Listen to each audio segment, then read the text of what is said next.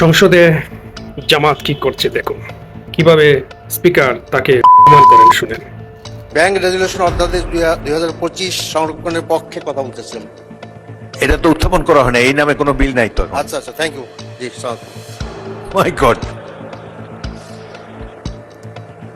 মাননীয় সদস্য আরো মনোযোগী হবেন। আইন প্রণয়ন কর্মসূচির মাধ্যমে আপনি বাধা দিচ্ছেন। এনিওয়ে, আচ্ছা, এরা যদি বাই চান্স সরকার গঠন করত, তাহলে এই রাজাকাররা কি করতো? দেশের কতটা কি মেরে দিত এই রাজাকাররা, একবার চিন্তা করো।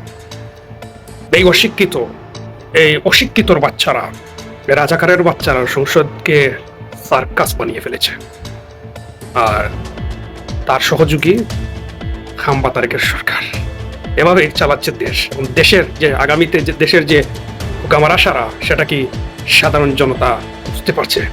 দেশের যে হুকা মেরে দেওয়া হয়েছে অলরেডি। আপনাদের উন্নয়ন হবে, উন্নয়নের হুকা মারা সারা চুলিং পম।